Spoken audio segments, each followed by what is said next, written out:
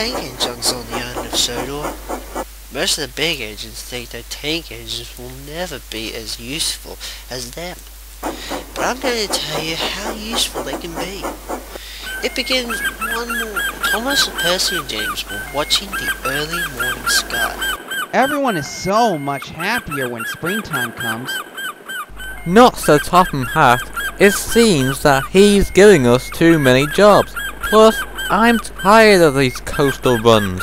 But James, he just wants everything to be ready for the holidays. And the salty air makes me all cheerful in my smoke box. Pa! What nonsense, Percy! It's the countryside that gets me fired up. It's the only place to be. Now, I can't waste my time with you two. I'm a busy engine. And James puffed away to collect his fuel cars from the docks. Thomas and Percy had to take some empty trucks to the scrapyards. As they shunted their trucks, they saw an old coach. She looked unhappy. Hello there. Hello. I'm Thomas, and this is my best friend Percy. What's your name? My name is Old Slow Coach. That's odd. Why are you named that? Well, Percy, I was named that because everyone thinks I'm not useful anymore. Now only the mice live inside of me. Well, you may be dusty, but you look in perfect shape. Just then, the yard manager appeared. Come along, you two. I have some trucks for you to take away. Excuse me, could you tell us about this coach? Oh, her? She's been here for years. She'll be broken up once we find the time. Thomas and Percy were most upset. Don't worry. We'll try to help you. But he didn't know how. Meanwhile, James was enjoying himself. Ah, yes. This is the life. But he was heading for trouble. One of the fuel trucks was leaking. Suddenly, it caught fire. Oh, help!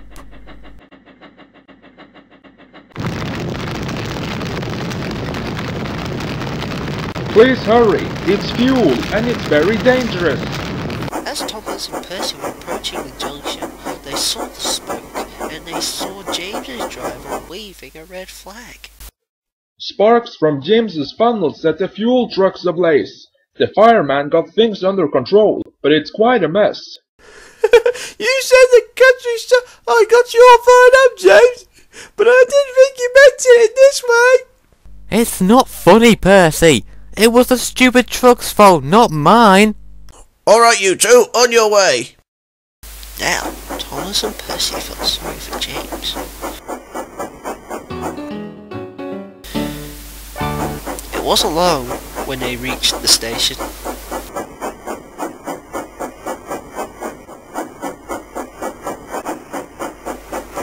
Later, they were having a long drink at the water tower. They suddenly heard a commotion. What's the matter?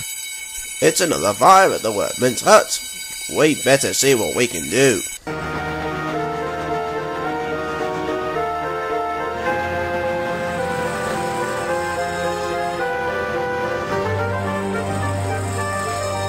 When the firefighters arrived, they had a big problem. We're completely out of water. We can't use seawater because it clogs our works. I'm afraid we'll just have to let that building burn. Hang on a minute. Why don't you use the water from our tanks? We just refilled them. If you say so, Thomas.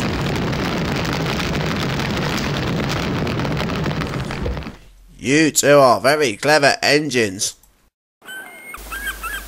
Soon the fire was out, but the hut where the workmen lived was destroyed. We need to find something to house the workmen while a new hut is being built for them. They can't sleep on the beach. I have an idea. Why don't we use Old Slow Coach? She'll be perfect for the workmen. Comfy too, I might add. And when the new hut for the workmen is built, she can be a spare coach for the branch line on the main line. That's a great idea, Percy. Percy's driver telephones to Topham Hatt, who liked Percy's idea at once. I'll send Oliver to collect her and take her to the repair yard. And the next time Thomas and Percy will see her, she'll be spick and span. And she was, and very happy too. Oh, thank you so much. I've never felt so splendid in years. Thomas and Percy buffered up to her and puffed to the seaside. Everyone agreed there was nothing old or slow about Coach, and she will always be really useful indeed. When the spring and the summer holidays went by, the Sodor engines are getting ready for the Harvest Festival.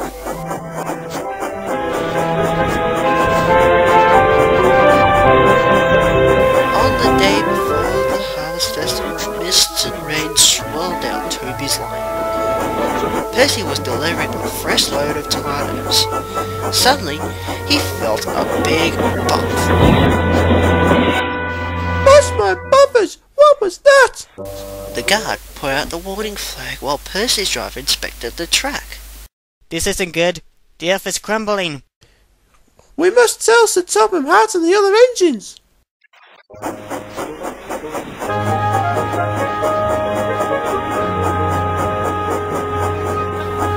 Percy hurried back to the Netford Yards, where Gordon was waiting. Gordon, I've got important news. The tracks on Toby's line are wobbly. Wobbly you say? Yes, they are. Pah, that's not news, Percy. Now I must go. I'm an important engine, not a silly one. Gordon never listens to me. Percy arrived at Maidwaite Station. Thomas and Sir Topham Hatt were there. Excuse me, sir. Not now, Percy. Thomas, you must collect the farmer's prize bull. He's at the farm on Toby's line. Yes, sir. But those tracks are wobbly. Nonsense, Percy. Those tracks are safe enough. Thomas chuffed away. Percy was upset. Nobody listens to me. It's not fair. Thomas was carefully chuffing through the rain. He soon picked up the farmer's bull and was on his way again. The rain made the tracks more wobblier than ever.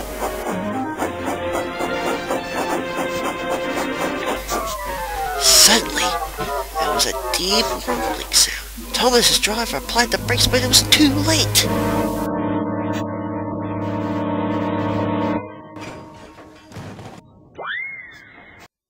Cinders and ashes! We're stuck! Later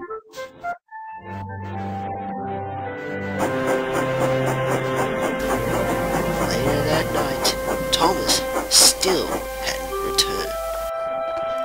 Where could he be? There's no need to worry. He may be on his way right now. But what if he's in trouble? Stop fussing, Percy. Please, driver, can we find Thomas? Right away, Percy. There he goes, being naive as usual. Percy was nervous, but his lamp shone brightly in the dark. Tracks creaked and wobbled, but Percy pressed on.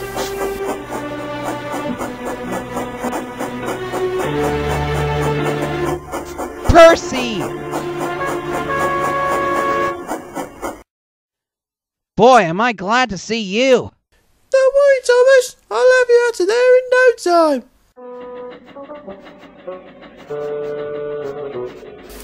Percy puffed and puffed and pulled and puffed and pulled as hard as he could. At last, Thomas was free.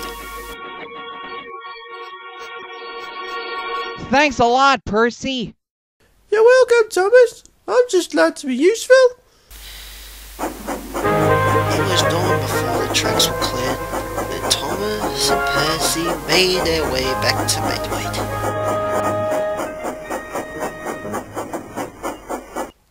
Thomas is here. Percy saved me, my crew, and the prize bull! Well done, Percy. Percy felt proud. You see, everyone? Little engines